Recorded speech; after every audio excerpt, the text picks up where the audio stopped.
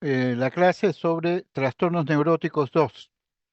Vamos a hablar de otros aspectos que tienen que ver con el trastorno neurótico. Ustedes saben que el síndrome neurótico es un proceso en el cual el paciente es consciente de los síntomas que presenta, que los síntomas que presenta a veces no son los que ordinariamente se dan, sino pueden ser por aspectos relacionados con su vida diaria, pero el paciente es consciente y busca ayuda. Entonces, en estos trastornos neuróticos la base es la ansiedad o la angustia. Ese es el elemento que sustenta el proceso de estos trastornos. Voy a compartir con ustedes ahora, ¿no? Un video.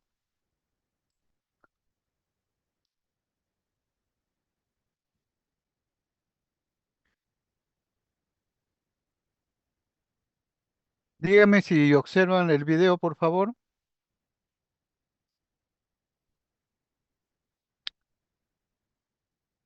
Sí se ve, doctor.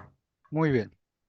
Lavar las manos de una manera muy furiosa, unas 20 veces por día, 20 minutos cada lavado de mano. Si tocaba las paredes de la bacha o sin querer tocaba la canilla, tenía que volver a empezar y tenía que volver a, no sé, cantar 5 cumpleaños feliz, que era la medida que yo tenía para saber cuánto tenía que durar mi lavado de manos. Que los cumplas feliz, que los cumplas, que los cumplas, que los cumplas feliz. Joana tiene 23 años. Hace 7 le diagnosticaron trastorno obsesivo compulsivo del subtipo de contaminación. ¿Cómo vive la familia de una persona que tiene TOC? Tratábamos de ayudarla, entonces, no sé, si ella consumía muchos rollos de cocina para utilizarlo para muchas cosas, seguíamos comprándolo, no sé, jabón para lavarse las manos, ¿Cuánto? uno por día, Uno por día. uno por día. Y este es tu cuarto. Este es mi cuarto, sí. Ahora harías así. Ahora haría así. ¿Y antes? Y antes hubiese hecho, con suerte, así. Y cuando había algo raro acá, sí llegaba e intentaba llegar con la rodilla hasta acá arriba. Ahí va. Si vas para atrás como mamá, ¿cuándo viste estas conductas raras de Joana? Bueno, de chiquita tal vez hacía cositas como, no sé, papelitos que no quería tirar a la basura, los guardaba en los bolsillitos, pero en realidad se desencadenó cuando estuvo mi papá internado. ¿Cuántos años tenías? 17, 16, 17. ¿Y qué le pasó a tu abuelo? Mi abuelo estuvo internado, se agarró una infección intrahospitalaria, entonces al escuchar la palabra infección, ahí yo empecé, bueno, primero a pedir que cada persona que fuera a la clínica, por supuesto que yo no iba a la clínica, que cada persona que fuera se lavara las manos cuando llegara a mi casa. ¿Y Ana, y no lo fuiste a ver a tu abuelo? Nunca, en meses. Después mi papá fallece y a ella le quedó eso, que vos decís, pucha, yo no fui, pero no fui por algo que realmente no era tan así, o sea, todos íbamos y ninguno tuvimos infección. Y cuando mi abuelo se murió, yo pensé que todo iba a frenar ahí, porque ya no estaba el miedo principal, pero no paró nunca. ¿Y ahora no tenés nada de lo pasado? Nada. Sí. Casi. Hay una latita por allá. Este rollo está porque este rollo se cayó al piso. Entonces, para que nadie lo usara, lo escondí. ¿Y ahí qué tenés? ¿Lo abro? La bolsa, no. ¿Qué tiene? ¿Quién fue? Yo quiero saber quién fue. Tiene un guardapolvo. ¿Qué guardapolvo? Este guardapolvo. ¿Qué tiene este guardapolvo? Este guardapolvo es de mi hermano, de la facultad de mi hermano, el laboratorio, y está súper contaminado ese guardapolvo. Ah, ok, lo tengo que cerrar, no lo puedo tocar. No, y ahora te debería ordenar que te vayas a lavar las manos. Ya me voy a lavar las manos. ¿Cómo fue convivir con tu hermana cuando le pasaban todas esas cosas? Sí, fue difícil. Porque primero te enojabas, ¿viste? No entendías por qué hacía eso. O le decías todo el tiempo, Joana, por favor. O sea, es algo natural. O tiene ideas re locas y no lograbas entender cómo llegás a ese pensamiento, ¿entendés? Por ejemplo, a que este guardapolvo pueda tener algún químico. Sí, claro. Porque hay un laboratorio de química. Claro, eso Pero lo vos- uso en mi facultad. ¿Y qué otra cosa tenías que tener cuidado cuando Joana estaba enferma? Y los pantalones, la botamanga de los pantalones no podía rozar su ropa.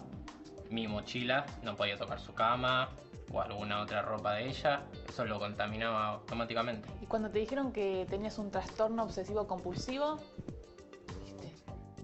Sí. era raro porque yo hacía todo lo que hacía por miedo de no enfermarme y ya estaba enferma. Una de las cosas que más me costaba usar y que a las que más miedo le tenía eran las llaves. Entonces salía siempre con el alcohol en gel porque después de tocar la llave y de abrir la puerta tenía que ponerme alcohol en gel. Sí o sí. Sí o sí. Ahora lo llevo, pero lo llevo vacío como un recordatorio de todo lo que gané. El hecho de poder abrazarla y darle un beso es algo tan sencillo, ¿no? Y bueno, te conmueve. Es más, tuvimos un episodio que mi mamá estuvo internada este último mes y ella fue Fue al hospital. al hospital. Y estuvo en terapia y estuvo tocando a su abuela y está feliz. Lo contaba con una felicidad como que había logrado algo que bueno, que para ella fue muy importante, es un gran paso. Que termine con un beso ya, la verdad.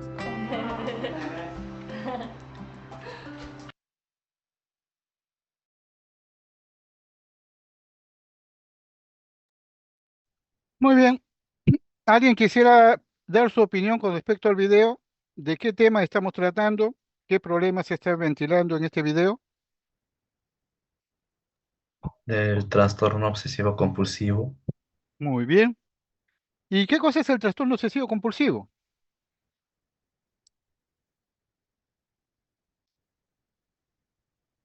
¿Alguien puede dar una opinión?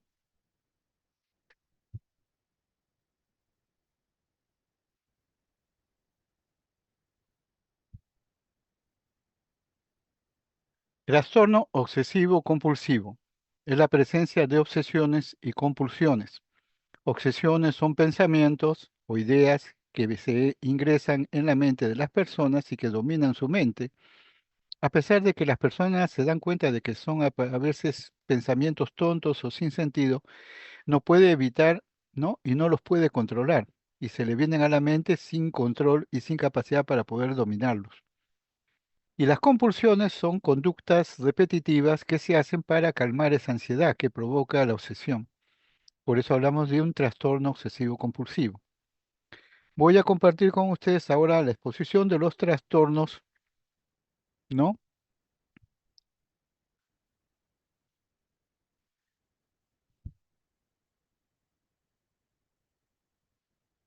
De los trastornos obsesivos compulsivos. Perdón. ¿Me esperan un momentito?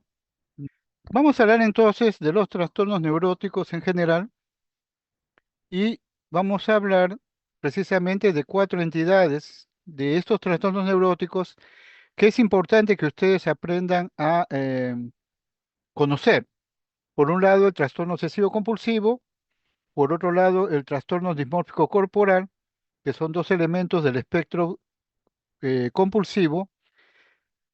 Vamos a tratar también los trastornos neuróticos de tipo fóbico, que son, ¿no? Miedos o situaciones establecidas o focalizadas en un determinado aspecto o persona o lugar o animal o situación. Y por último vamos a hablar del trastorno de control de impulsos, que es también parte de un proceso que ustedes tienen que aprender a conocer.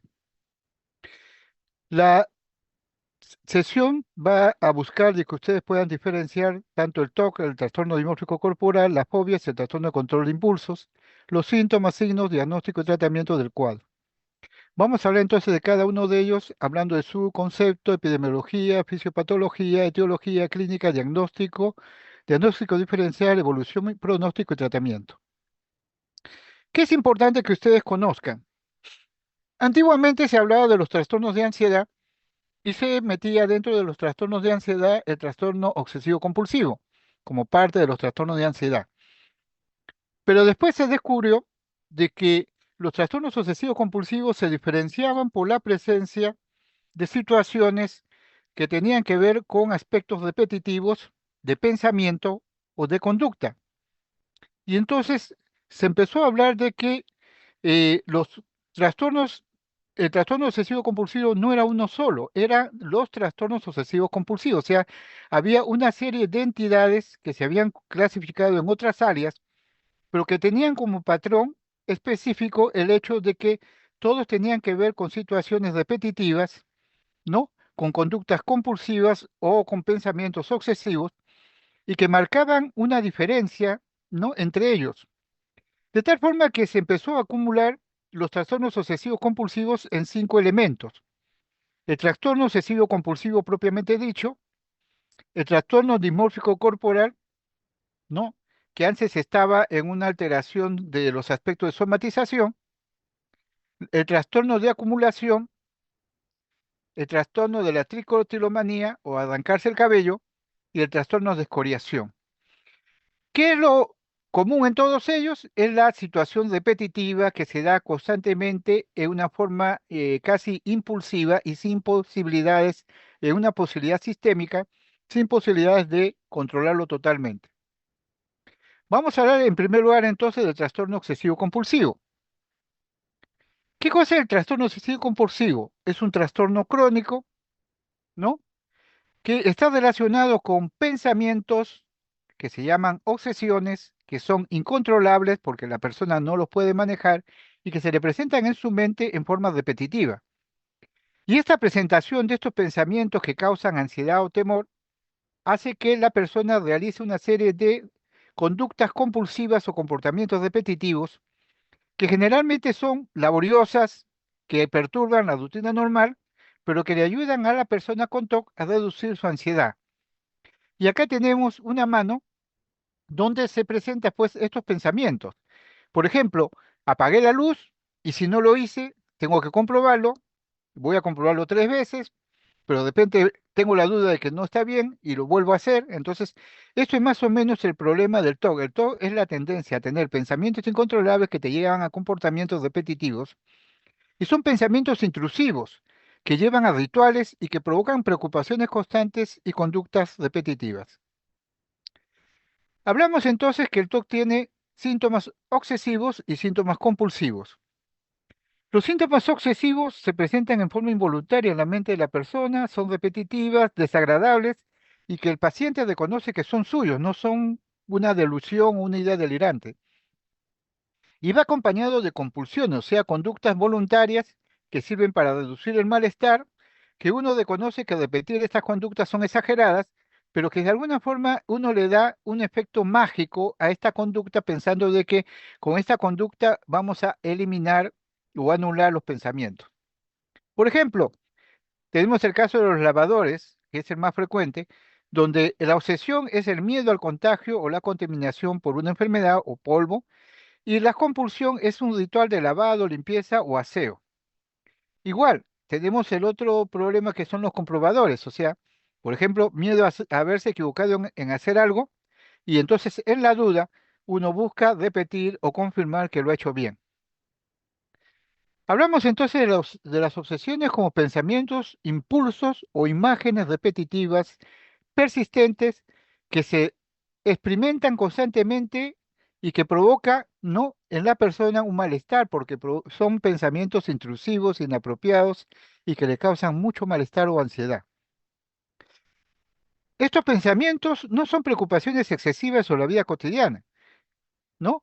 Y la persona intenta ignorar o suprimir tales pensamientos e impulsos, neutralizarlos con otro pensamiento, pero a veces no lo logra. La persona reconoce que estos pensamientos son producto de su mente y que no son delusiones impuestas desde el exterior.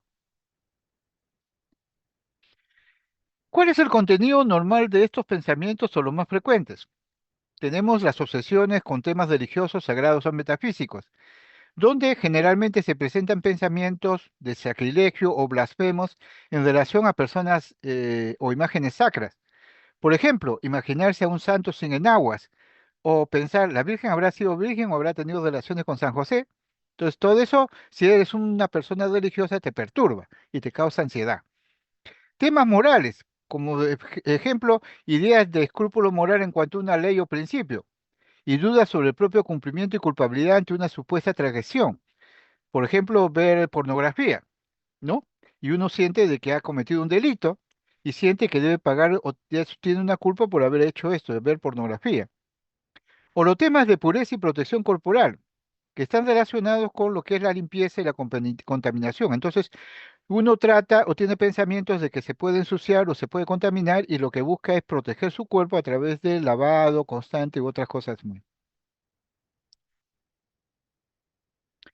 Tenemos temas de protección ante peligros interiores y exteriores, o sea, cuando de alguna forma se nos vienen pensamientos catastróficos que pueden presentarse situaciones que nos van a afectar a nosotros, ya sea como amenaza o como un ataque.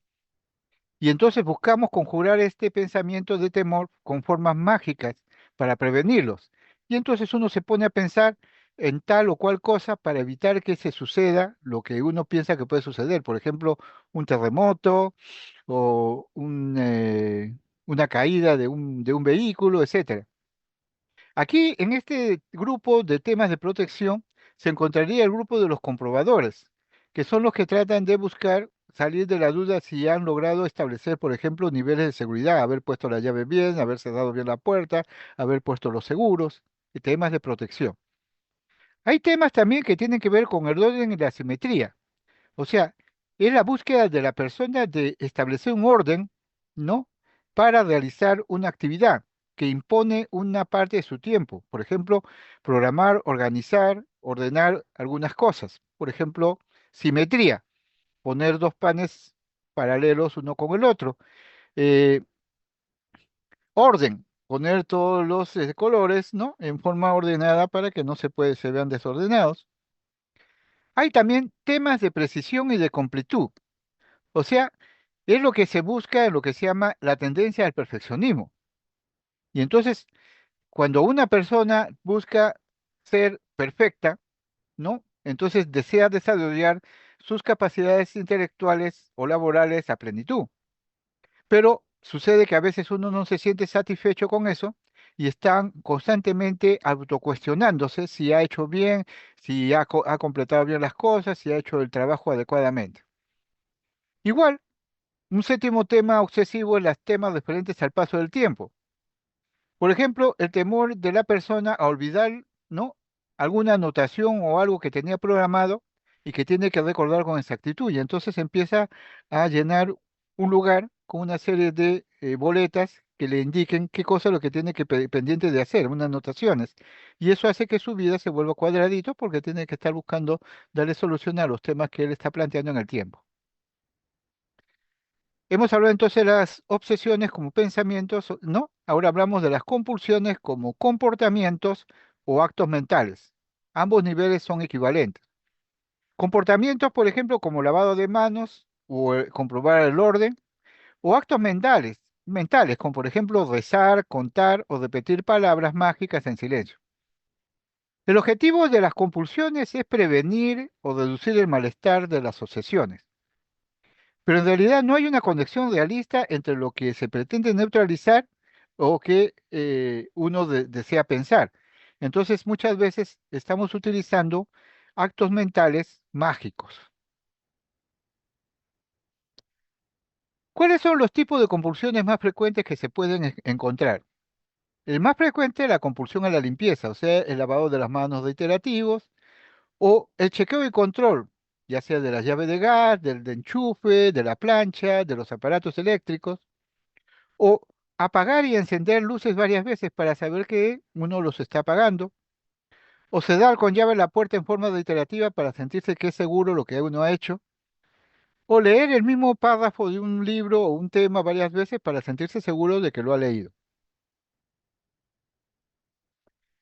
La presencia del TOC se da en el 2 al 30% al 3% de la población en general y en los pacientes de tratamiento de consulta externa llega hasta el 10%.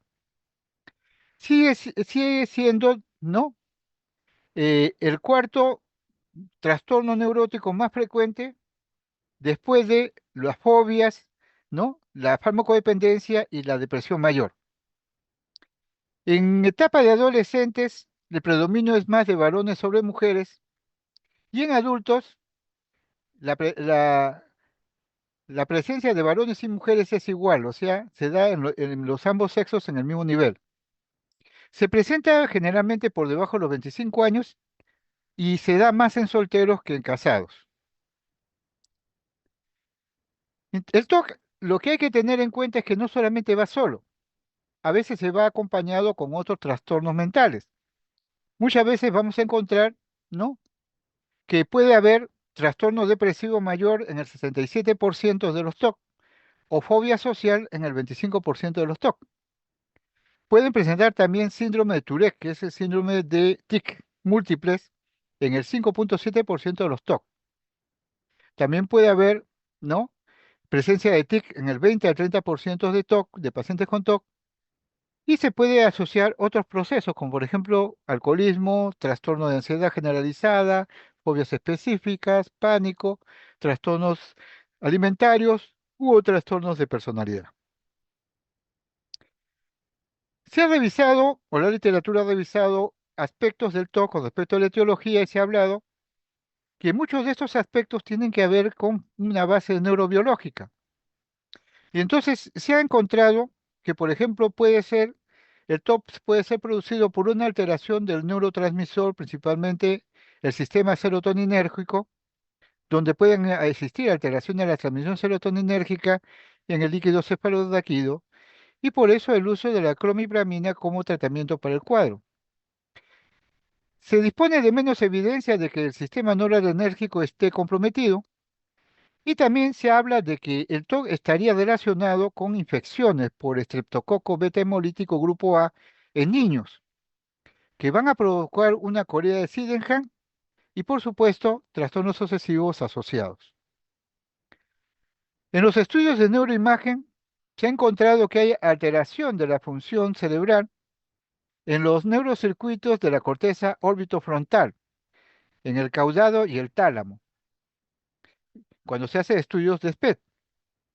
Y en estudios de resonancia magnética y tomografía cortical cerebral, se han encontrado una reducción bilateral de los núcleos caudados en los pacientes con TOC.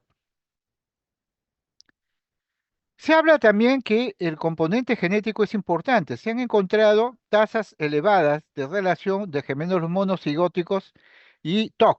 O sea, un paciente gemelo monocigótico tiene TOC, el hermano monocigótico lo va a tener también. Igualmente, se han hecho estudios de correlación entre trastorno depresivo y TOC y se ha encontrado que el electroencefalograma que tienen ambas entidades es la misma. Y en relación a esto también se ha hablado de que hay una relación entre el TOC y problemas de TIC, ya sea del síndrome de Tourette o los TIC motores crónicos. Se habla también de que el TOC se puede presentar como un aprendizaje o un mal aprendizaje en el trastorno conductual, cognitivo-conductual, donde la persona aprende inadecuadamente a manejar, ¿no?, algunas situaciones de TOC y esto va generando una situación de alteración del funcionamiento social. Igualmente, se ha visto de que en la etiología del TOC hay factores de personalidad. Se ha visto que la mayoría de los individuos con TOC no presentan síntomas compulsivos premórbidos, ¿no? Y no es necesario que uno tenga una personalidad, ¿no?, obsesivo-compulsiva para hacer el trastorno obsesivo-compulsivo. También se ha hablado de factores psicodinámicos, o sea, causas que presentan en la vida diaria de las personas y que pueden desarrollar, ¿no?, TOC a través de dificultades sociales, problemas de personalidad, ¿no?, o problemas de cumplimiento en la terapia. Definimos entonces, según la DSM-5, el TOC como la presencia de obsesiones, compulsiones o ambas. Ya hemos definido las obsesiones y las compulsiones. Las obsesiones o compulsiones requieren mucho tiempo produciendo un malestar significativo y un deterioro en la vida social, laboral y otras áreas. Los síntomas de TOC no pueden atribuirse a causas médicas o farmacológicas, sino hablaríamos de un TOC secundario, somático o farmacológico. La alteración no se explica por otro trastorno mental y es importante entonces tener en cuenta esos aspectos. Les muestro la escala de Yale-Brown que nos sirve para medir los síntomas y valorar la severidad del TOC, que va desde una escala de que uno está muy de acuerdo con la oración que se afirma o está en total desacuerdo. Entonces, se presentan, por ejemplo, síntomas que tienen que ver con el TOC. Por ejemplo, a menudo pienso que las cosas a mi alrededor son peligrosas, o para ser una persona importante debo ser perfecto, o si no actúo cuando preveo un peligro, entonces seré culpable. Cuanto más esté de acuerdo uno con la información, estamos hablando de un trastorno obsesivo compulsivo.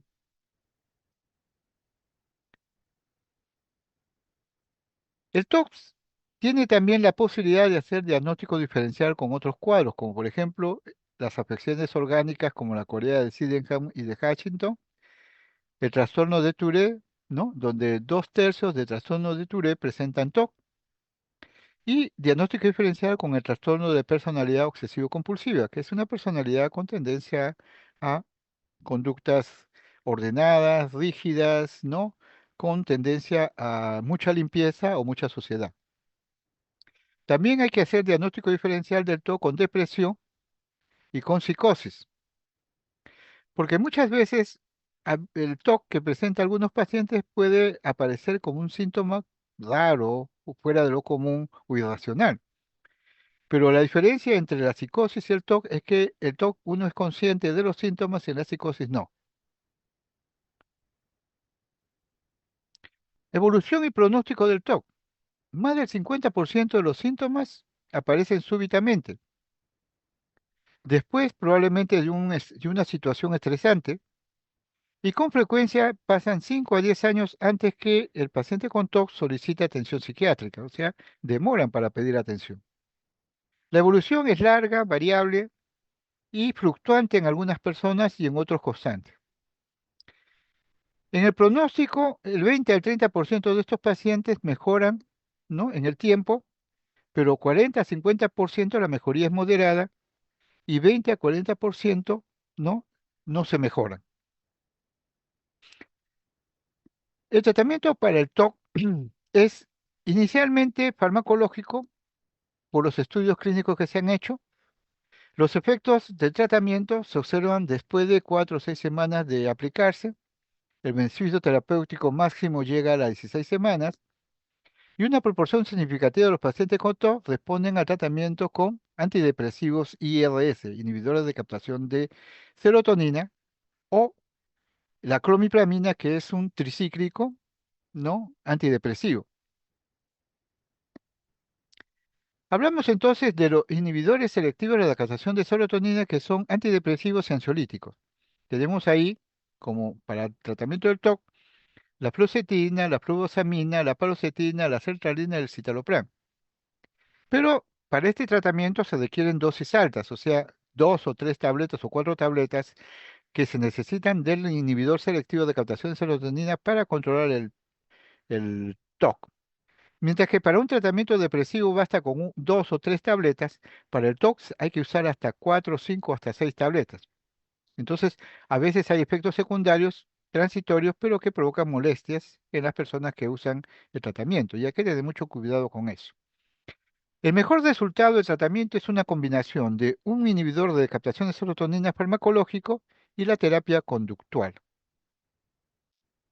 Se usan otros medicamentos como la clomipramina, ¿no? Ya hemos hablado que es un medicamento que se usa bastante en el TOC, ¿no? Provoca sedación, por eso se recomienda su uso para tomarlo en la noche. Otros fármacos que se han usado para el TOC han sido el valproato, el litio o la carbamazepina como coadyuvantes, venlafaxina, que es un antidepresivo dual, o los IMAOs, y algunas veces se ha usado buspirona, ¿no? Y ansiolíticos para manejar este problema. Junto con el tratamiento farmacológico se recomienda la terapia conductual, que es efectiva como el tratamiento farmacológico y de elección para algunos que son más duraderos y beneficiosos. El tratamiento conductual se puede hacer en forma ambulatoria o hospitalaria, ¿no? Las principales estrategias para manejar la terapia conductual es la exposición y la prevención de la respuesta al TOC. Otras técnicas que se usan en terapia conductual son la desensibilización, o sea, quitarle la ansiedad a la persona, el bloqueo de pensamientos, la inundación cuando te ves expuesto a un proceso, o el condicionamiento aversivo, o sea, el condicionarse para pensar lo opuesto. La orientación de la psicoterapia es con introspección prolongada, entonces la persona tiene que presentar, ¿no?, un compromiso para el manejo de esta terapia. Otras terapias que también se han usado en TOC ha sido la terapia familiar, terapia electroconvulsiva, que ya ustedes lo van a ver cuando toquen el seminario de terapia electroconvulsiva, que se da generalmente en pacientes con TOC resistente a tratamiento y crónicamente debilitantes. Y se recomienda antes del uso de la cirugía, porque también en TOC se puede usar cirugía. Pero el problema es que hay que hacer singulectomía, o sea, un tratamiento del sistema nervioso central, ¿no? Y no es tan recomendado, o por lo menos nosotros no le vemos tanto futuro como las otras actividades o terapias. Generalmente la psicocirugía se presenta en situaciones que el paciente se vuelve invalidante, el TOC se vuelve crónico y no puede ser controlado. Se ha utilizado también la estimulación cerebral profunda, ¿no? Utilizando máquinas que provocan técnicas de resonancia magnética, ¿no?, dentro del cerebro. Hemos hablado entonces de un primer cuadro que corresponde al espectro obsesivo-compulsivo, que es el TOC. Vamos a hablar de otro cuadro que también corresponde al trastorno obsesivo, al espectro obsesivo-compulsivo, y que es más conocido por otras circunstancias, que es el famoso trastorno dimórfico corporal. ¿Qué cosa es el trastorno dimórfico corporal? Es la preocupación excesiva por algún defecto físico inexistente para los demás, pero que provoca en las personas que sienten que lo tienen, ¿no? Preocupación como por ejemplo alguna alteración en el rasgo facial, en el olor corporal o en la masa muscular. Se presenta entre los 15 y los 20 años y tiene tendencia a ser más presente en mujeres que en varones. El curso es insidioso y oscilante. ¿Quiénes son más afectados por esta enfermedad? Mujeres, generalmente. Tiene una prevalencia del 7 al 2,4% en la población general. El inicio generalmente es en la adolescencia temprana, entre los 15 y 30 años, aunque la condición se diagnostica después aproximadamente de 10 años de tener el proceso. El síntoma típico es la preocupación excesiva, igual que el pensamiento excesivo, y un comportamiento repetitivo relacionado con la creencia generalizada de que algún aspecto de la apariencia de la persona le provoca una deformidad o una fealdad. Por esa causa, estos pacientes van con frecuencia a la dermatología, a cirugía estética o médicos de atención primaria para buscar, ¿no?, mejora de los aspectos físicos que piensa que tienen. Ahora, estas preocupaciones, ¿no?, presentan a su vez como secuela la posibilidad de desarrollar una depresión o una ansiedad social por pensar que tienen un defecto. Se desconoce la causa o la etiología. Tiene factores biológicos, psicológicos y socioculturales, pero no se ha podido establecer causas básicas. Se habla de que el trastorno dimórfico corporal puede estar asociado a anomalías cerebrales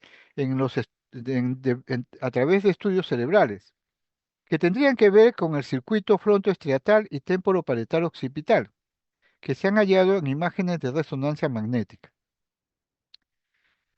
El diagnóstico sigue los criterios de la DSM-5, que es la característica central de la preocupación angustiosa perjudicial de tener defecto o una falla que solamente es percibido por el paciente y que no lo observan otras personas. Y comportamientos repetitivos o actos mentales frente a esta preocupación para disminuir estos defectos. Los síntomas no se explican mejor por otro trastorno, como podría ser, por ejemplo, los trastornos alimentarios en lo que es la alteración de la imagen corporal. Y es importante evaluar que este cuadro tiene un riesgo. El riesgo es la tendencia suicida. La persona que se ve afectada por este cuadro piensa que la única solución es que si sigo feo y no soluciono mi problema, mejor me mato. Y hay tasa anual de suicidio consumado del 0,35 y es 45 veces mayor que en la población general.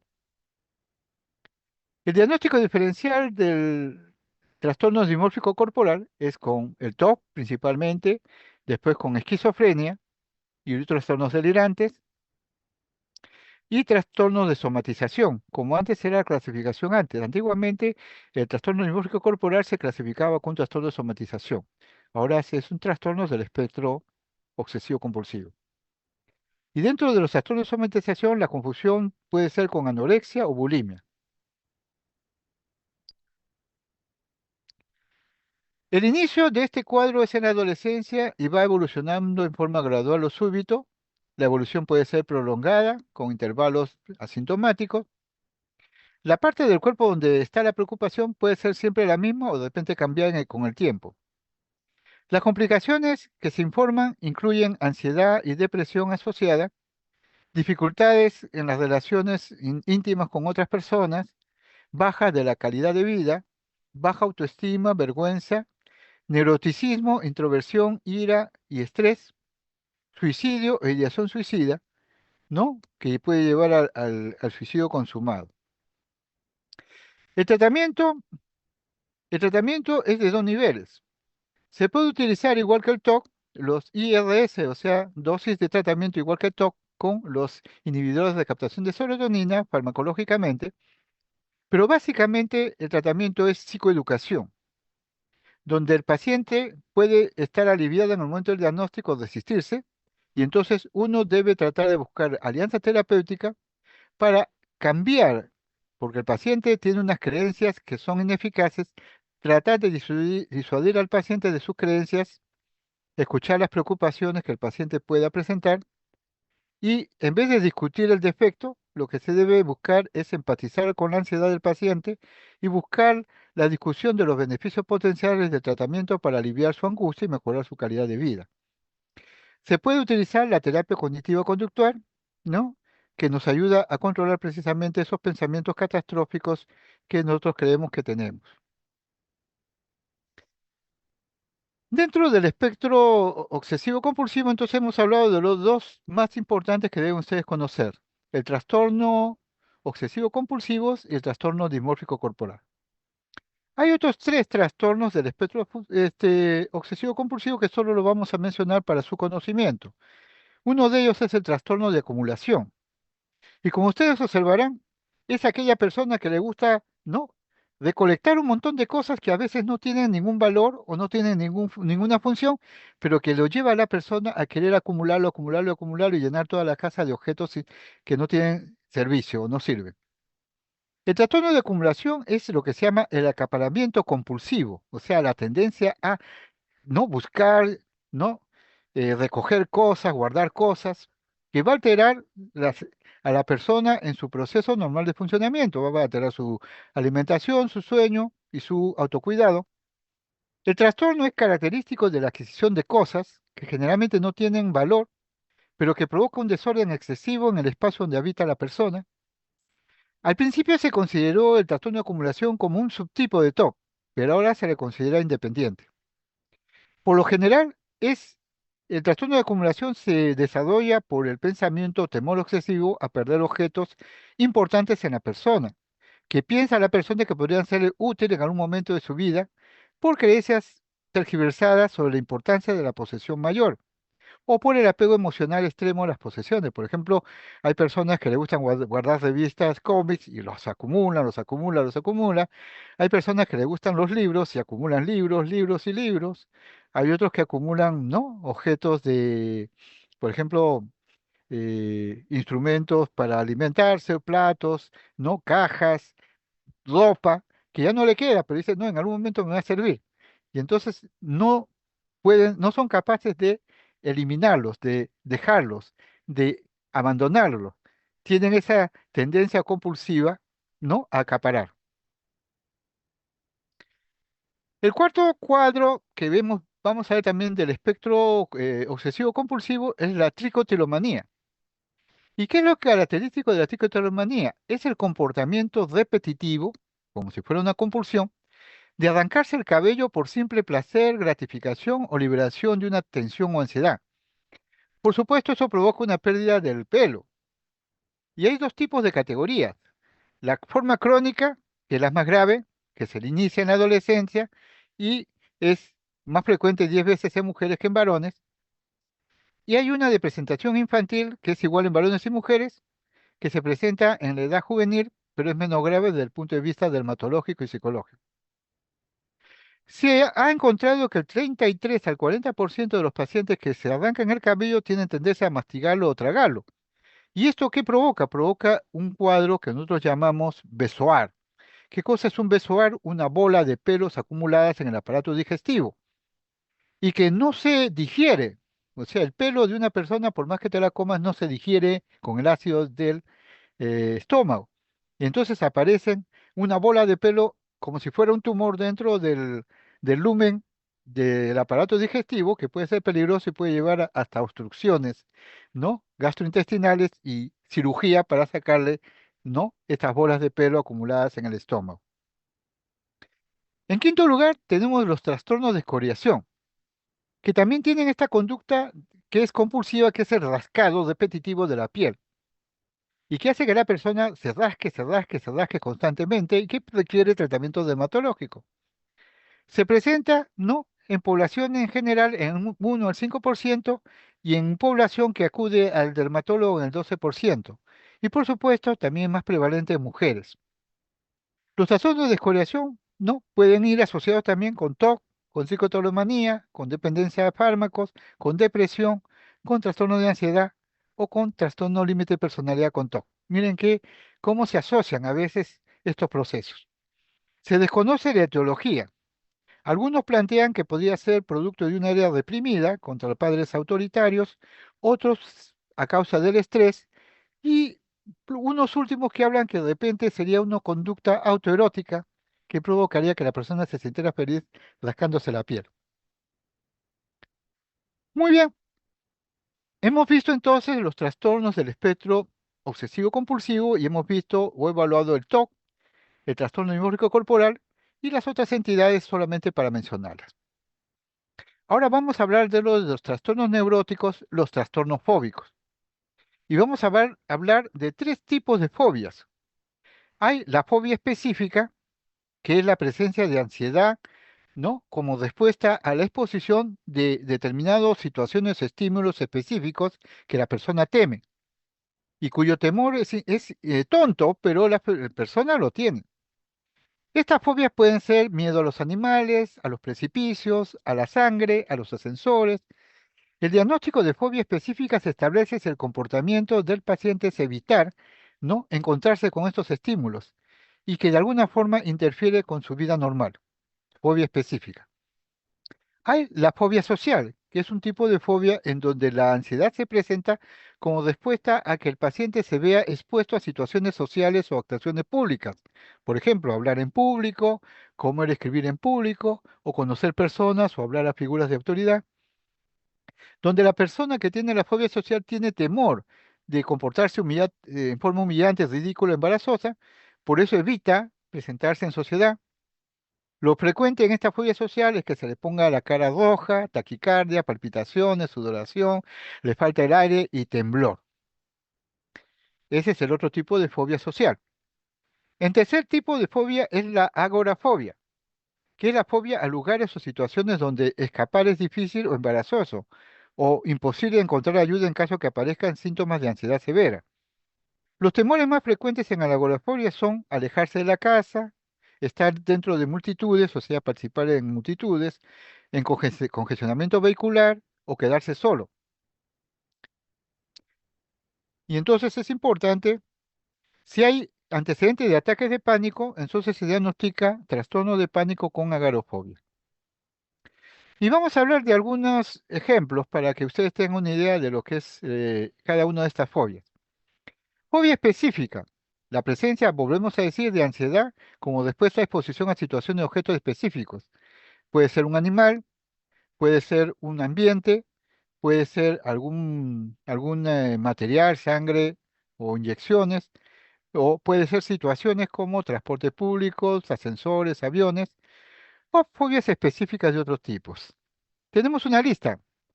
Por ejemplo, acá, para que ustedes puedan revisar, tenemos la acrofobia, el miedo a las alturas, la claustrofobia, miedo a espacios pequeños, la hemofobia, miedo a la sangre, ¿no? La zoofobia, miedo a algunos animales. Algunas fobias son bien, ¿cómo se le diría? Específicas o con un componente muy esotérico. Por ejemplo, la araquibutirofobia, miedo de que crema de cacahuate se le pegue en el techo de la boca. O la mocofobia, miedo de los mocos. O la parascabidecatriafobia, miedo al viernes 13. Como ustedes se darán cuenta, es interesante revisar estos elementos de fobia específica.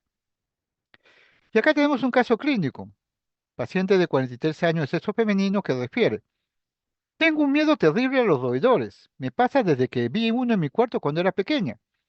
Hace una semana, un amigo que sabía de mi miedo por hacerme una broma me puso un juguete que imitaba una rata en mi cocina. Cuando lo vi casi me desmayo, gritaba y lloraba, no podía respirar, a pesar que me explicaban que era de mentira, yo seguía llorando. De eso una semana, hasta ahora no puedo dormir y estoy la mayor parte del día nervioso y llorando. Mi amigo ha venido varias veces a pedirme disculpas, pero yo no se lo perdono. Un caso de fobia específica. Fobia social, ya hemos visto que tiene que ver con situaciones sociales o actuaciones en público. Los motivos más frecuentes de la fobia social: hablar en público, hablar con figuras de autoridad, asistir a reuniones sociales, conocer personas, escribir o comer en la vía pública, tocar un instrumento en público, bailar, hacer algún deporte, entrar en un salón o usar un baño público. Caso clínico, por ejemplo, la de Vanessa, 19 años. Ella tiene fobia social, dice: yo no podía aceptar invitaciones ni ir a fiestas. Por un tiempo ni siquiera podía ir a mis clases. En mi segundo año de facultad tuve que quedarme en mi casa durante un semestre. Mi miedo podía presentarse en cualquier situación social. Sentía angustia aún antes de salir de mi casa y aumentaba al irme aproximando a mi clase, a la fiesta, donde quiera que iba a ir. Sentía el estómago descompuesto, creía tener gripe, mi corazón latía fuertemente, las palmas de la mano me sudaban, tenía la sensación de estar separada de mí mismo y de todos los demás. Cuando entraba a un salón lleno de gente me ruborizaba y sentía que todos los ojos me miraban. Me daba vergüenza pararme en un rincón yo sola, pero no podía pensar en qué decir a nadie. Me sentía tan torpe que me quería ir inmediatamente. Y en tercer lugar tenemos la agorafobia, ¿no? Que es el temor a los espacios abiertos o a las multitudes, a sentirse uno expuesto. En este caso, el caso de agorafobia es Gladys, una joven de 25 años que hace 4 meses, al estar recibiendo clases en la universidad, empezó a sentir ansiedad al no comprender las explicaciones del profesor de cálculo y se sintió incómoda, temerosa, sudorosa, con mareos, por lo que tuvo que irse. Al llegar a su hogar no encontró a ningún familiar y sintió mucho miedo, teniendo que acudir a la casa de un vecino mientras llegaban sus papás. Desde esa fecha, la paciente ha desarrollado una ansiedad severa cada vez que está sola o debe salir de su casa. Para poder asistir a clases tiene que ser acompañada por su padre o tener un teléfono celular disponible o recibir clases, ¿no? Solamente si puede sentarse cerca de la puerta. No soporta las aglomeraciones ni el transporte colectivo, no puede asistir a centros comerciales, ¿no? Si no va con familiares o amigos. Tiene el antecedente de que de niña era temerosa y refiere que el tío y el papá han padecido de nervios y han sufrido de alcoholismo. La fobia se tiene que hacer diagnóstico diferencial con dos entidades importantes, con el trastorno de pánico, ¿no? Y con el trastorno depresivo. Si uno encuentra que el antecedente de ataque de pánico inesperado se presentó antes que la fobia, podemos diagnosticar primero trastorno por pánico y no fobia. Si antes de la aparición de los síntomas fóbicos se presentó los criterios de trastorno depresivo, entonces debe hablarse de trastorno depresivo y no de fobia. Ahora, generalmente hay una comorbilidad entre los dos: pánico con fobia, depresión con fobia, y entonces esto es lo más frecuente. El tratamiento de los trastornos fóbicos es de dos niveles: farmacológico y no farmacológico. El tratamiento no farmacológico tiene que ver con psicoeducación y terapia de sensibilización sistemática en la imaginación en vivo, terapia conductual, cognitivo-conductual. Y el tratamiento farmacológico, el uso de beta bloqueadores, por ejemplo en fobia social, ¿no? El uso de propanolol, benzodiazepinas, inhibidores de la recaptación de serotonina, los IRS, o los inhibidores reversibles de la MAO. Generalmente, ¿qué se usa? Los tres primeros. Beta bloqueadores, porque controla la taquicardia. Benzodiazepinas, para controlar la ansiedad en cuadros agudos de pánico. O inhibidores selectivos de captación de serotonina para tratamiento a largo plazo. Es lo que más se recomienda, son IRS. Y por supuesto, el tratamiento no farmacológico, psicoeducación y terapia cognitiva de desensibilización. Hemos visto entonces el TOC, el trastorno dimórfico corporal, ¿no? Y las fobias. Ahora vamos a hablar de un problema que tiene que ver con el problema del control de impulsos. Y revisando la literatura, encontramos que hay un capítulo que se llama Trastornos deductivos del control de impulsos y de la conducta, que establece que hay 5 enfermedades que conforman esta categoría. Dos de estas enfermedades se presentan en la infancia, el trastorno negativista desafiante y el trastorno de conducta. Y 3 que se presentan generalmente en situaciones adultas, que es el trastorno explosivo intermitente, la cleptomanía y la piromanía. ¿Qué es lo característico de estos trastornos? Es la dificultad para resistirse al impulso que sabe uno que es perjudicial, o sea, uno va a hacer un acto que es perjudicial, pero no puede resistirse al impulso. Hay una tensión que lo lleva a realizar el acto y una sensación placentera o liberadora cuando realiza el acto. Entonces, cuando hablamos de trastornos de impulso, hablamos de 5 entidades, pero le vamos a dar más importancia al trastorno explosivo intermitente. ¿Qué es lo característico de estos trastornos de control de impulso? Hay una preocupación excesiva por lo que uno puede hacer, necesidad imperiosa de realizarlo a pesar de que uno se resiste, falta de control, no poder controlar la conducta, una inquietud incómoda, ¿no? Que lleva a una conducta impulsiva, y el desarrollo de estrategias para poder hacer esto, pero de una forma más socavada. El problema es que esto puede llevar a la presencia de conductas delictivas, y ese es uno de los problemas, por ejemplo, con el problema de la cleptomanía. Hablamos entonces del trastorno negativista desafiante, que es un patrón de enfado, irritabilidad, discusiones que se presentan en niños, ¿no? El paciente con trastorno negativista desafiante es una persona que manifiesta 4 síntomas de cualquiera de las categorías siguientes: enfado, discusiones o conducta vengativa. En los niños de 5 años, menos de 5 años, el comportamiento debe aparecer casi todos los días durante un periodo de 6 meses para diagnosticarlo. En los niños de más de 5 años, el comportamiento debe aparecer por lo menos una vez por semana durante al menos 6 meses. Este trastorno va asociado a un malestar en el individuo, pero igualito lo hace y tiene un impacto negativo en el área familiar. Los comportamientos no aparecen en el transcurso de un trastorno psicótico o un trastorno farmacodependencia o un trastorno depresivo o uno bipolar. Es un patrón de enfado e irritabilidad que presenta el niño y que se presenta como una conducta negativista desafiante. O sea, frente a una orden del padre o de la madre o de alguna autoridad, se niega, pierde la calma, se pone molesto, se enfada, o discute, o desafía, o se tira al suelo, o busca vengarse. Es el trastorno negativista desafiante en niños. Un segundo nivel de desarrollo es el trastorno de conducta en niños y adolescentes, que es una complicación ya del primero, que es un patrón repetitivo de comportamiento en que no se respetan los derechos de las otras personas.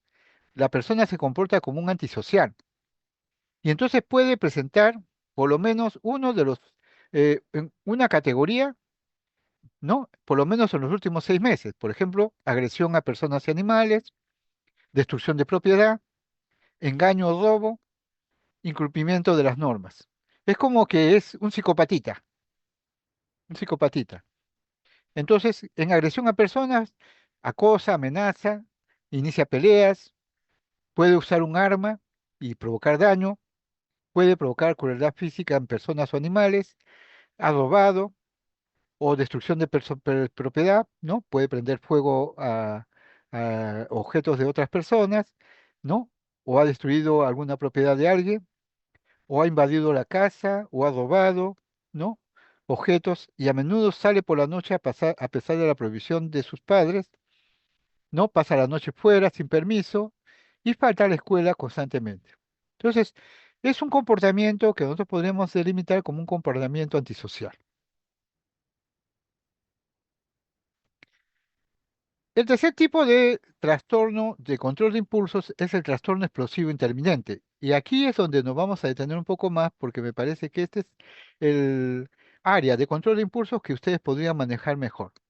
Manejo de niños, difícil, ¿no? Pero sí es bueno que conozcan cuáles son los problemas de control de impulsos en niños que se oponen negativamente a los padres o los que ya presentan trastorno de conducta y van a terminar en malanguita.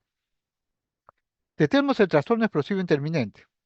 ¿Qué cosa es el trastorno explosivo intermitente? Como ustedes verán en la imagen, son episodios discretos de pérdida de control de la persona con impulsos agresivos. Muchas veces la agresividad es desproporcionada a la causa. Y por supuesto, la persona después de haber hecho o cometido el impulso agresivo se arrepiente o tiene remordimiento. Este problema es más común en varones que en mujeres y más común en parientes de primer grado que en población general, o sea, en familiares. El trastorno explosivo también está asociado a piromanía, a farmacodependencia, a cambios de humor bipolar, ansiedad y trastornos alimentarios. Definimos entonces que el trastorno explosivo intermitente es un trastorno del control de los impulsos caracterizado por arrebatos verbales o físicos repetitivos, que son desproporcionados frente a los factores que lo precipitan y que van a resultar en angustia o deterioro del funcionamiento social de esta persona. Por ejemplo, son aquellas personas que, por ejemplo, lo topan y cuando lo topan reacciona agresivamente queriéndole pegar al otro como si le hubiera golpeado con algo y después de haberse reaccionado así con violencia, se arrepienten de haberlo hecho, pero ya hicieron el daño. El trastorno es una afección hereditaria que parece ser más común en hombres que en mujeres y en adultos menores de 35 o 40 años. La complicación es el deterioro psicosocial grave, pues porque la gente lo rechaza, ¿no? Altera su calidad de vida y puede llevarlo al paciente al uso de sustancias o a la presencia de otras alteraciones psiquiátricas con el riesgo de provocarse autolesión. Tenemos que dentro del trastorno explosivo intermitente hay factores psicodinámicos, factores psicosociales, factores biológicos y factores familiares y genéticos. En los factores psicodinámicos se habla que el trastorno explosivo intermitente es una defensa ante acontecimientos que alteran el narciso de la persona, o sea, su imagen personal. Y las crisis de rabia funcionan como una especie de separación de la gente que lo protegen de cualquier otra crisis que afecta su propia autovaloración. Por eso se habla de factores que afectan su narcisismo. Factores psicosociales puede estar relacionado con hombres físicamente grandes cuyo sentido de la identidad masculina es pobre, o sea, no se sienten varones, o un sentimiento de inutilidad, de impotencia o ser incapaz de cambiar su entorno, que puede preceder a los episodios de violencia. Y a su vez, ansiedad, culpa y depresión. Factores psicosociales pueden haber un entorno infantil desfavorable, o sea, una familia disfuncional, una familia con violencia, o que tempranamente se haya visto frustrado, oprimido o castigado.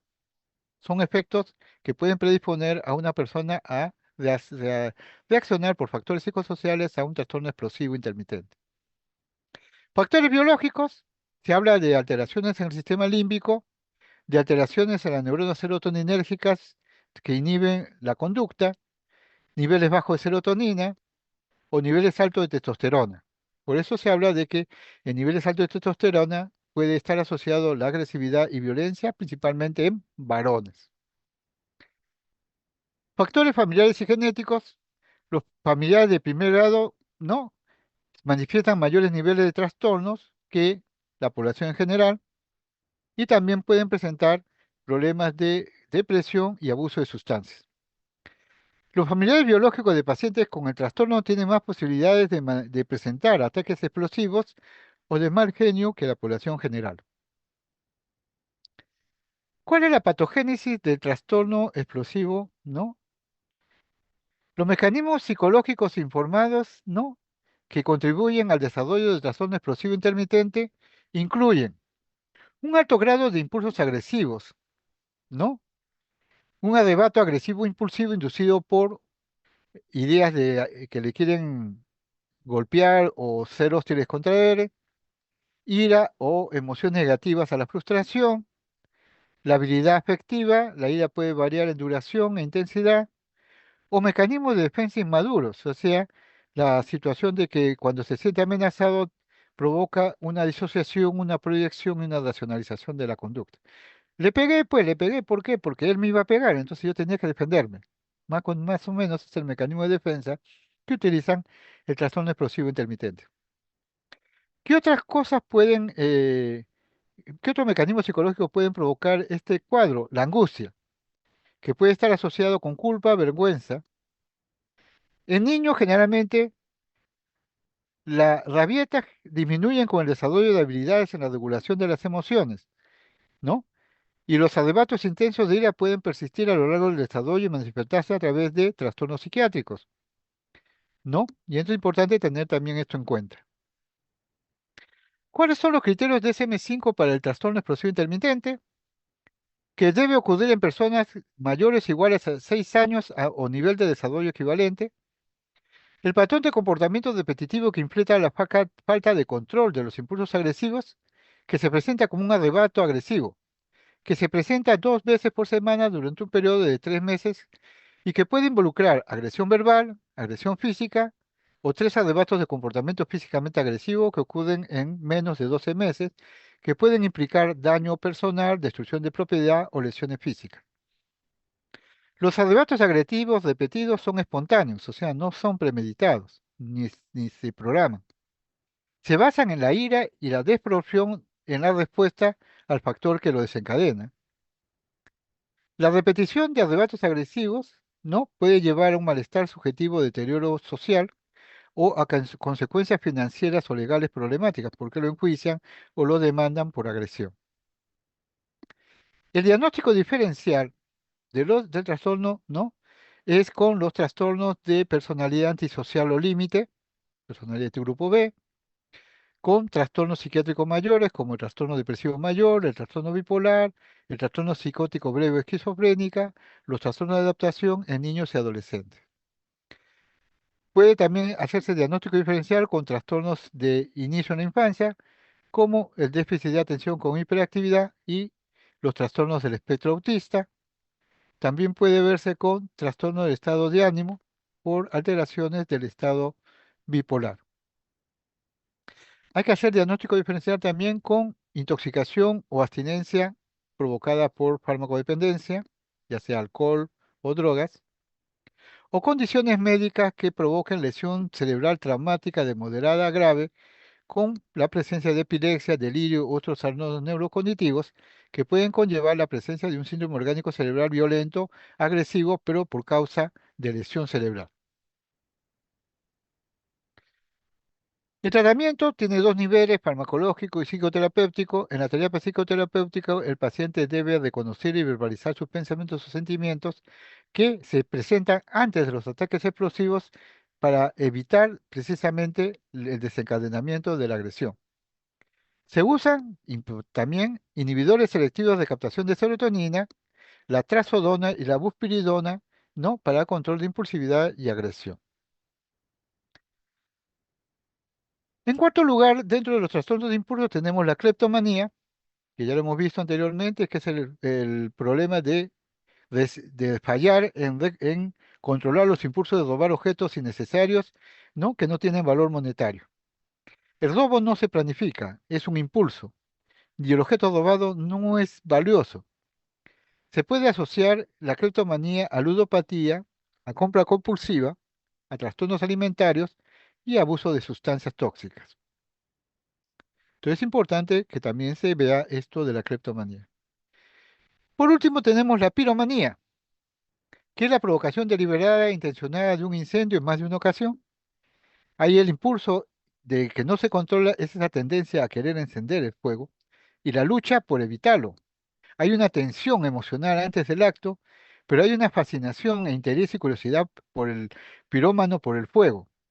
Y entonces, cuando se desencadena el incendio, él se siente gratificado o liberado, ¿no?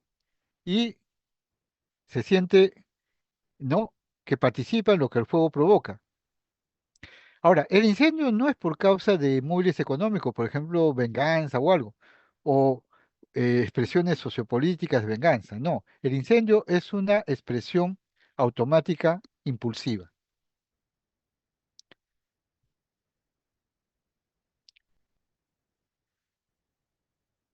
Muy bien, hemos intentado revisar, ¿no?, los aspectos de los trastornos neuróticos de tipo 2, donde principalmente se presentan los trastornos del área obsesivo-compulsiva, del espectro obsesivo-compulsiva, el área de las fobias y el área de los procesos, ¿no?, de pérdida del control de impulsos. Dentro de ese aspecto, hemos visto que en el área del espectro del autismo hay 5 entidades, pero que las más importantes son el TOC y el trastorno dimórfico corporal, el trastorno de acumulación, el trastorno de comerse el cabello o el trastorno de rascado no son tan importantes.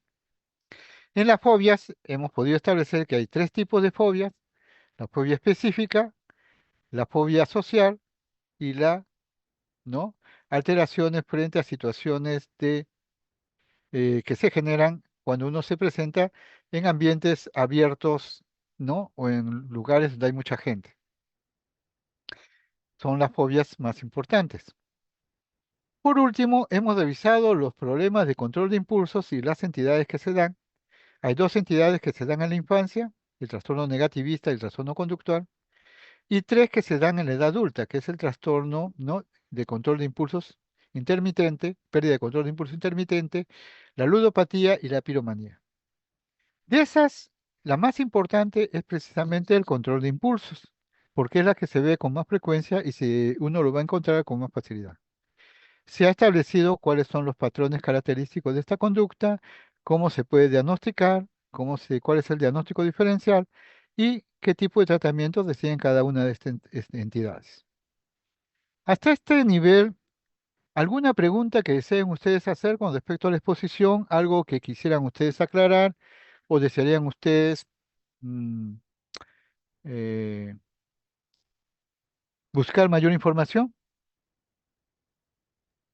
Doctor, buenas tardes. Tengo una consulta. Sí, La Carolina. agorafobia y la claustrofobia, ¿cómo las puedo diferenciar? Ya, la agorafobia es el temor a los espacios abiertos.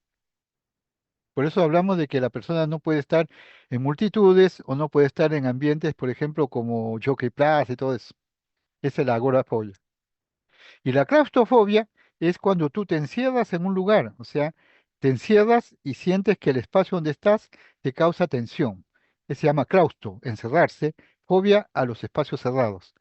Y eso se da también en niños, ¿no? Acuérdense, a veces las mamás por castigar al bebé o al niño lo agarran y lo meten a un cuarto oscuro y entonces le empiezan a generar claustrofobia.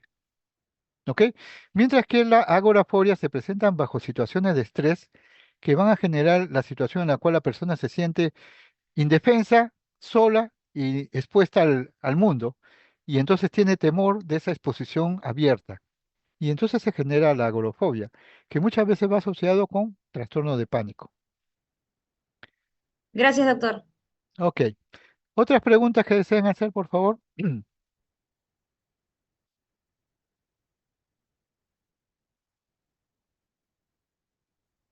Bien, les he dejado la exposición para que la revisen bien con